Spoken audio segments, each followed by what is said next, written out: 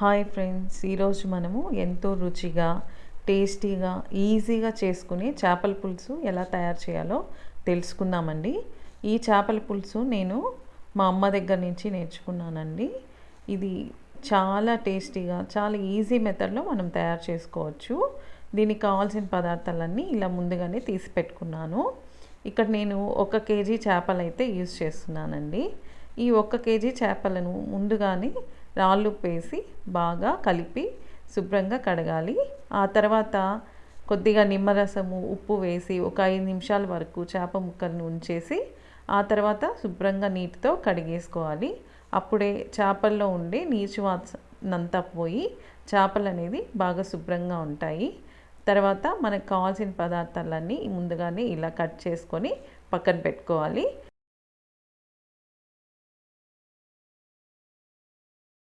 Tomato ముక్కలు, onion ముక్కలు, పచ్చిమిర్చి సన్నగా తరిగినవి, కరివేపాకు, ఇలా చింతపండు అనేది ముందుగానే నానబెట్టి గుజ్జు తీసి పక్కన పెట్టుకోవాలండి. అలాగే అల్లం వెల్లుల్లి పేస్టు, మిరియాల పొడి, కరివేపాకు ఇవన్నీ సిద్ధం చేసుకొని ఇప్పుడు ఒక పెనం అనేది పెట్టుకుంటున్నాము. ఇక్కడ నేను మట్టి పెనం అనేది యూజ్ చేస్తున్నానండి. మీరు ఏదైనా కూడా యూజ్ చేసుకోవచ్చు. కాకపోతే చేపల కూరకి కొంచెం వెడల్పుగా లోతు తక్కువగా ఉండే పాత్రలు అనేవి ఉపయోగించుకుంటే మనం చేపలు వేసిన తర్వాత కలయబెట్టుకునేకి ఈజీగా ఉంటుంది. పెనం పెట్టుకున్న తర్వాత ఇందులోకి 5-6 చెంచాల నూనె అనేది వేసుకోవాలి. నూనె వేసుకొని నూనె కాగిన తర్వాత ఒక 1/2 స్పూన్ మెంతులు అనేది వేసుకుంటున్నామండి. మెంతుల పొడి ఉపయోగించినా కూడా ఫస్ట్లో ఇలా మెంతులు వేసుకోవడం వల్ల కూర అనేది బాగా మంచి అరోమాతో టేస్టీగా ఉంటుంది. ఆవాలు చిటపట్లాడాక సన్నగా తరిగి పెట్టుకున్న ఉల్లిపాయలు అనేది మనం యూస్ చేస్తున్నాము. అలాగే సన్నగా తరిగి పెట్టుకున్న 6-7 పచ్చిమిర్చి అనేది వేసుకొని కరివేపాకు 2 రెమ్మలు వేసుకొని బాగా వేయించుకోవాలండి. ఆనియన్ అనేది బాగా ఎర్రగా వేగేంత వరకు బాగా వేయించుకోవాలి. ఆ తర్వాత మనము ఒక 1.5 స్పూన్ అల్లం వెల్లుల్లి పేస్ట్ అనేది వేసుకుంటున్నాము. అల్లం వెల్లుల్లి పేస్ట్ వేసుకున్న తర్వాత బాగా దోరగా వేయించుకోవాలి. ఆ పేస్ట్ అనేది బాగా ఎర్రగా అయ్యేంత వరకు బాగా దోరగా వేయించుకోవాలి. అలా పేస్ట్ బాగా ఎర్రగా అయ్యి దోరగా వేగిన తర్వాత సన్నగా తరిగి పెట్టుకున్న టమాటో ముక్కలు అనేవి మనము యాడ్ చేసుకోవాలండి. టమాటో ముక్కలు యాడ్ చేసుకున్న తర్వాత ముక్కలు మగ్గడానికి కూరకి సరిపడినంత రాళ్ళుప్పు అనేది మనము యాడ్ చేసుకోవాలండి.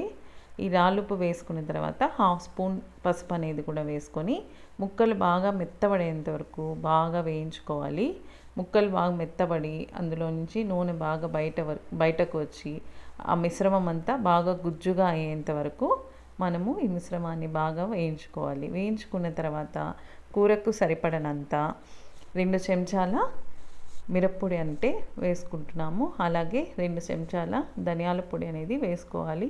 తర్వాత 1/2 స్పూన్ మెంతి పొడి, 1/2 స్పూన్ మిరియాల పొడి కూడా వేసుకొని మొత్తము ఈ పొళ్ళన్నీ బాగా వేయించుకోవాలి. పచ్చివాసన అంతా బాగా పోవాలండి, అంతవరకు వేయించుకోవాలి. ఆ తర్వాత ముందుగానే మనం చింతపండు గుజ్జు నానబెట్టుకున్నాం కదా, ఆ గుజ్జు అనేది ఇప్పుడు యాడ్ చేసుకోవాలండి.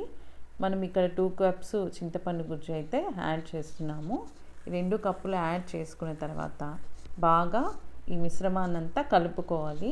ఇలా కలుపుకున్న తర్వాత అది చిక్కగా ఉంటే దానికి తగినంత నీరు అనేది మనం ఎంత నీళ్ళు కావాలో కన్సిస్టెన్సీకి తగినంత నీరు అనేది కూడా ఇప్పుడు యాడ్ చేసుకొని మనం ఇక్కడ మీరు రుచి చూసుకొని ఉప్పు అనేది ఇంకా కావాల్సి ఉంటే యాడ్ చేసుకోవచ్చండి.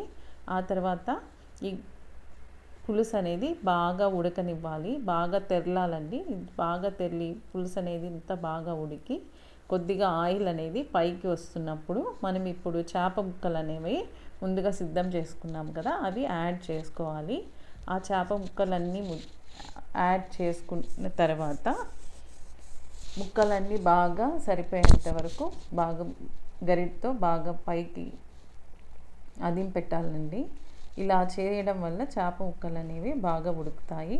ముందుగా ఒక 3 నిమిషాల వరకు హై ఫ్లేమ్లో ఉంచి ఉడికించాలండి. 3 నిమిషాల తర్వాత 6 నుంచి 7 నిమిషాల వరకు మనము సన్నని మంట మీద సిమ్లో పెట్టి చేపల పులుసు అనేది ఉడికించాలి. ఇలా ఉడికించడం వల్ల చేపలు అనేది బాగా ఉడుకుతాయి. ఇలా ఉడికిన తర్వాత మన చేపల కూర అనేది రెడీ అవుతుందండి. ఎంతో టేస్టీగా ఉండే మా ఇంటి చేపల కూర అయితే రెడీ అండి.